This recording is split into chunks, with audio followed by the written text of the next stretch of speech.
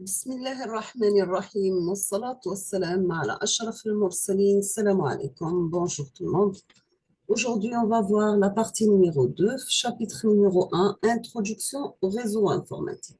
On a vu la vidéo précédente, définition d'un réseau, les différents types de réseaux et aujourd'hui l'évolution des réseaux informatiques tout au long des années. Aujourd'hui, on va terminer la suite ou bien la partie numéro 2 et on va commencer par les composantes réseau. Nous avons par similarité à l'ordinateur, pardon, le réseau informatique, lui aussi, est constitué de deux parties principales. Toujours, nous avons une partie matérielle et une partie logicielle. Ce qui concerne la partie matérielle, c'est la partie physique du réseau. Elle comporte tous les équipements constituant le réseau. Nous avons trois types d'équipements réseau. Premièrement, des équipements terminaux de type hôte. Ce sont des équipements utilisés pour consommer les services fournis par le réseau. Ils sont notamment les ordinateurs, les imprimantes, les scanners et les autres logiciels qui fournissent des services directement à l'utilisateur. Deuxièmement, nous avons les équipements d'interconnexion. Ce sont des équipements qui permettent d'interconnecter les équipements terminaux, les hôtes, et assurer le transport des données entre ces terminaux. Ils sont aussi utilisés pour étendre et concentrer les connexions de câbles, de gérer les transferts de données. Si on va prendre exemple des équipements intermédiaires, nous avons les répéteurs, les concentrateurs, les commutateurs et les routeurs. Troisième type d'équipement, ce sont les supports de communication. Donc, ce sont les médias de transport qui permettent de relier physiquement les équipements du réseau, les terminaux et intermédiaires.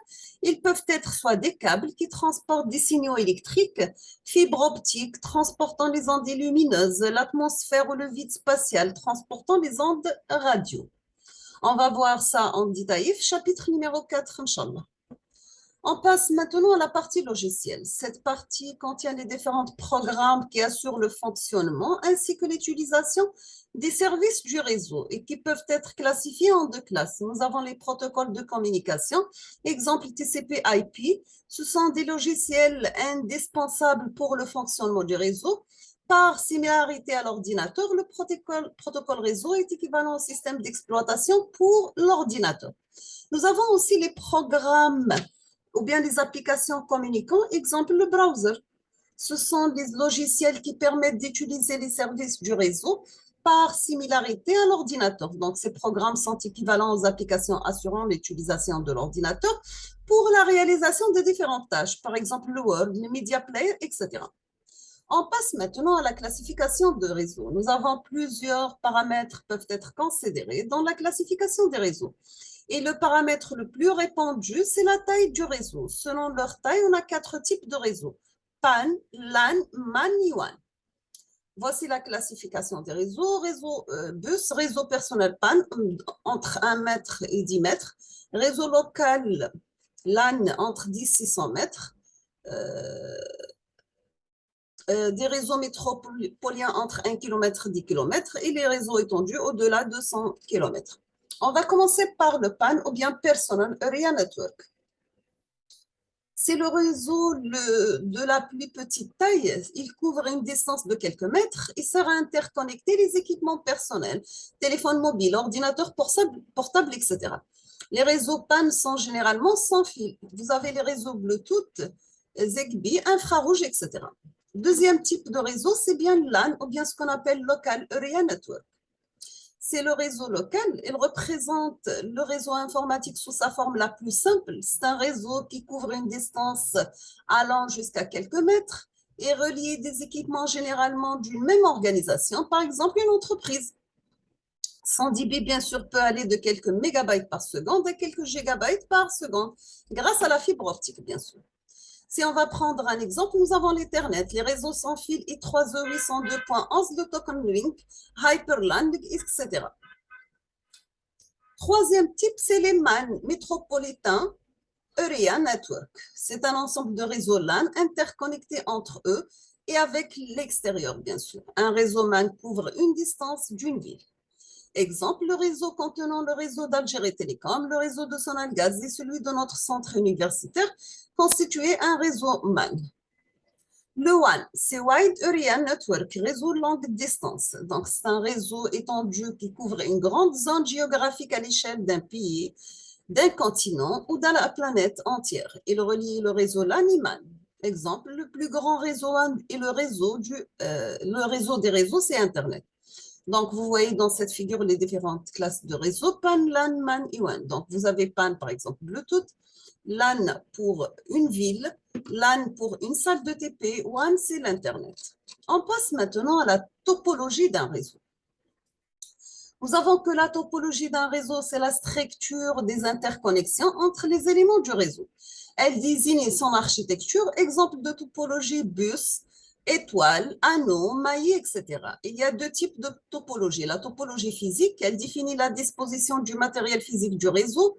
La topologie logique, elle définit la façon de communication entre les différents équipements du réseau. Autrement dit, elle désigne le sens de circulation du flux de données au sein du réseau. Il existe plusieurs topologies réseau, mais il y en a 4 de base.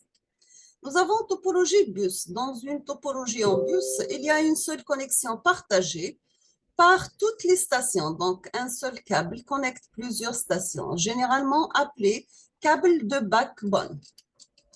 Nous avons aussi une seule transmission est possible à chaque instant car le câble est partagé. Dans ce type de liaison, plusieurs transmissions simultanées provoquant une collision.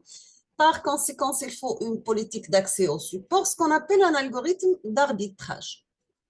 Bien sûr, cette topologie est utilisée dans les réseaux LAN, exemple la topologie logique d'Internet. Quels sont ses avantages? C'est que la mise en œuvre, elle est simple, elle est extensible, l'extensibilité, elle est facile, le coût d'installation, il est faible. Son inconvénient, c'est bien la performance inversement proportionnelle avec l'augmentation des stations, la panne de bus met en cause tous les réseaux, la sécurité, elle est faible, nécessité de politique d'accès au support partagé.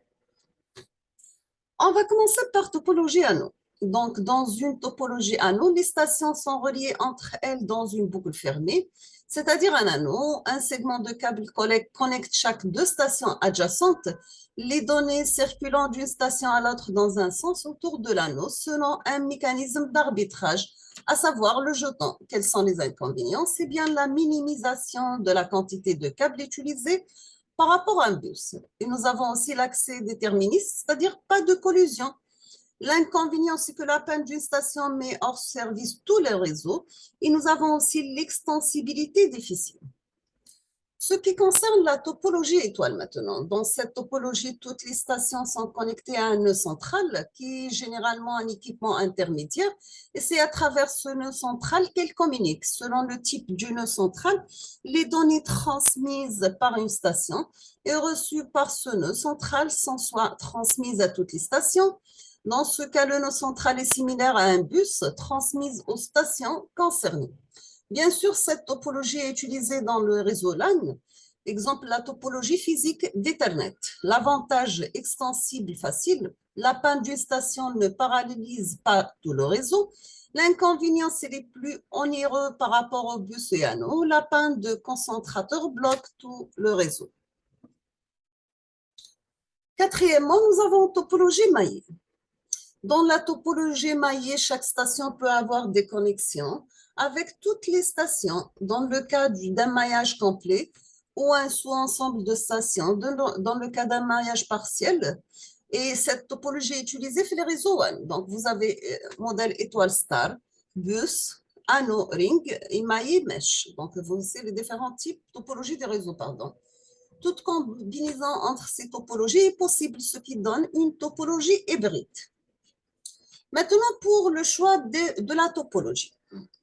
Nous avons que chaque topologie présente des points forts et des points faibles. Donc, pour chaque station, il faut choisir la topologie qui serait la meilleure à adopter en considérant les points suivants. Premièrement, la taille du réseau, est-ce qu'il est LAN, WAN, etc. Deuxièmement, selon la taille du réseau, il y a des topologies qui sont faisables et d'autres qui ne le sont pas. Par exemple, pour un réseau LAN, on peut utiliser une topologie étoile, ce qui n'est pas possible pour un réseau WAN, il a généralement une topologie maillée.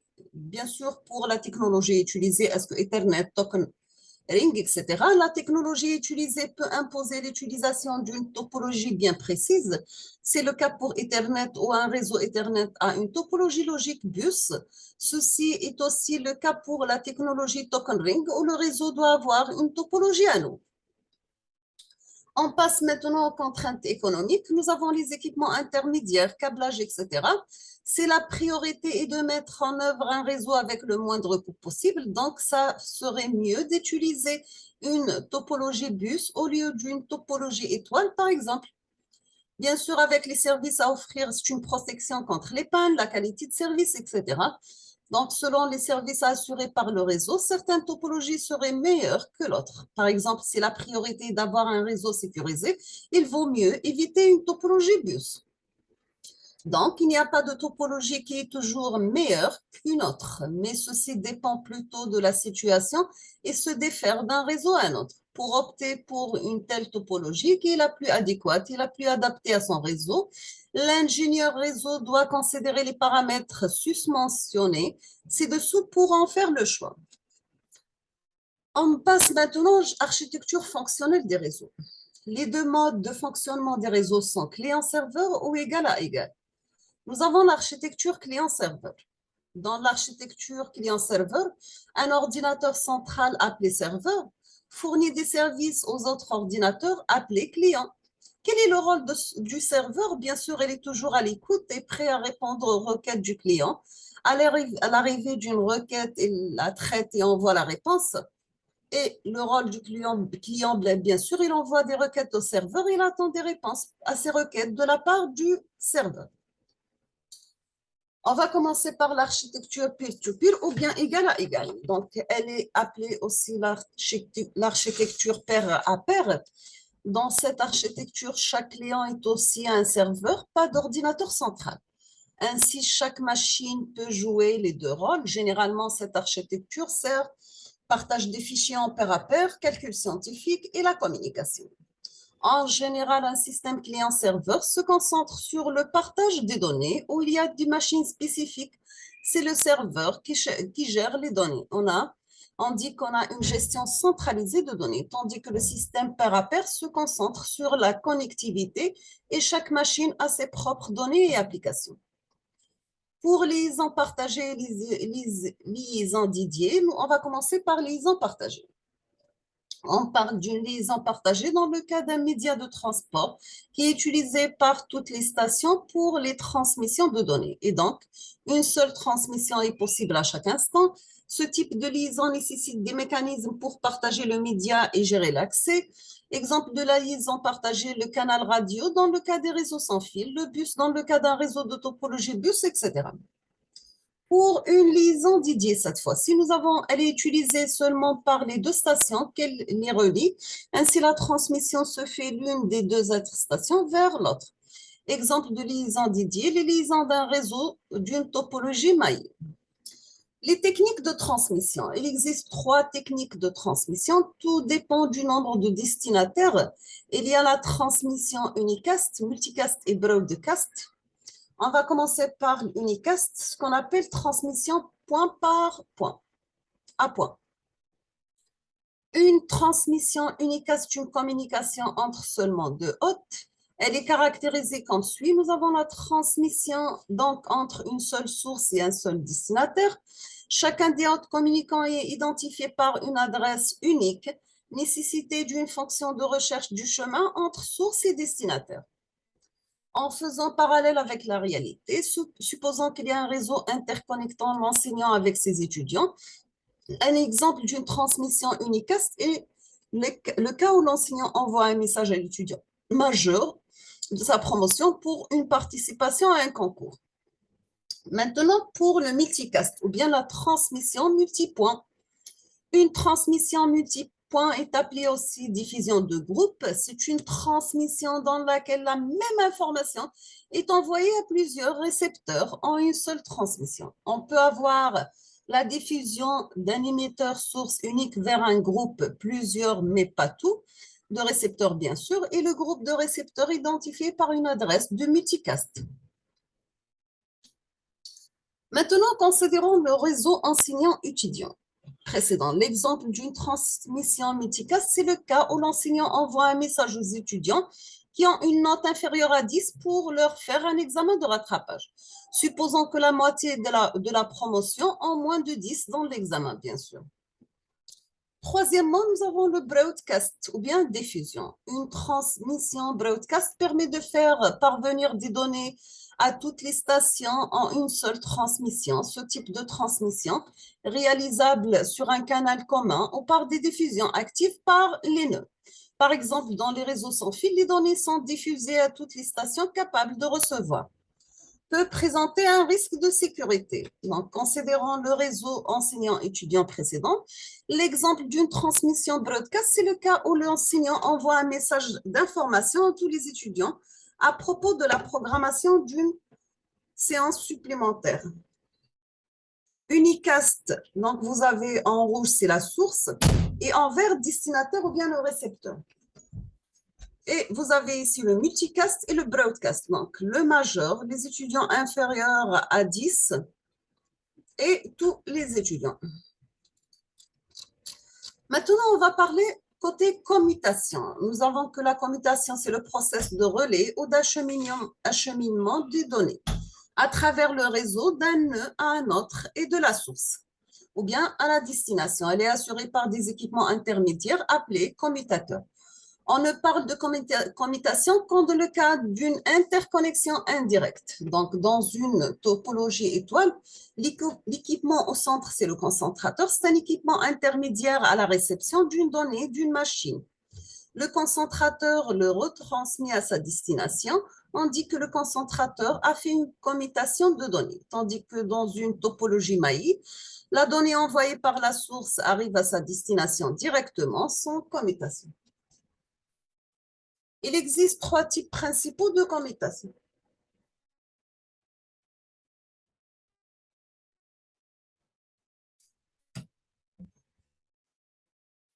On va commencer par la commutation de circuit. Elle est utilisée dans les réseaux téléphoniques. Deuxièmement, la commutation de messages est utilisée dans l'envoi des emails. La commutation de paquets est utilisée dans le trafic Internet. On va commencer par la commutation de circuit. Dans ce mode de commutation, un circuit ou bien un canal établi par les commutateurs intermédiaires entre l'émetteur et le récepteur avant la communication. L'établissement du circuit se manifeste par la réservation des ressources tout au long du chemin entre la source et la destination. La ressource, dans ce cas, c'est la bande passante et les données suivent le même chemin établi par le circuit. Pendant toute la durée de la communication, ce circuit est temporaire et sera libéré après la communication. Il est dédié à une seule communication. Donc, ce mode est bien adapté aux langues d'échange. Exemple, une conversation téléphonique caractérisée par une durée d'établissement de connexion petite par rapport à la conversation, la nécessité d'une quantité et d'un délai de transmission constant. Donc, nous avons que la ligne ne doit pas être coupée. Deuxièmement, mal adapté au trafic téléinformatique caractérisé par de courts échanges de données avec des langues POS. Donc, vous voyez ici la commutation de circuits en rouge pointillé sur les circuits canal, bien sûr.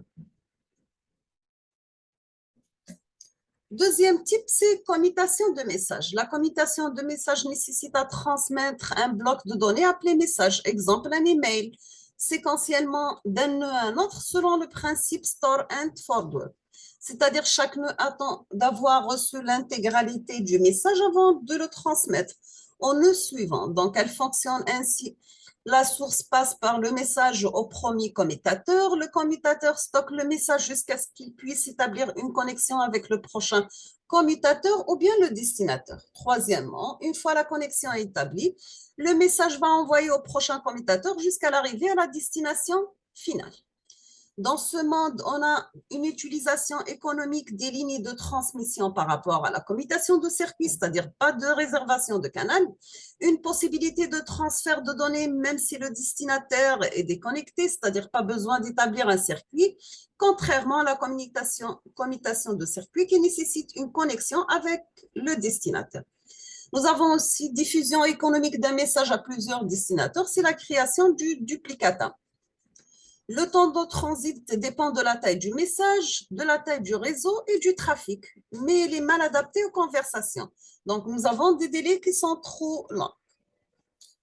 On passe dernièrement, à la commutation de paquets. Le principe, c'est bien segmenter l'information qui est le message en paquet, c'est-à-dire des petits blocs de données, transmis indépendamment par les nœuds intermédiaires et réassemblé au niveau du destinataire. La commutation de paquets fonctionne comme suit. Premièrement, la source segmente le message à transmettre en paquet et le transmet l'un après l'autre au premier commutateur. Deuxièmement, un commutateur transmet un paquet dès sa réception sans attendre les prochains paquets. Troisièmement, les paquets d'un même message peuvent suivre des chemins différents vers la destination. Quatrièmement, le destinataire recombine les paquets reçus pour obtenir le message. Dans ce mode de commutation, nous avons une utilisation économique de la ligne car la petite taille des paquets évite de monopoliser la ligne, contrairement à la commutation de messages.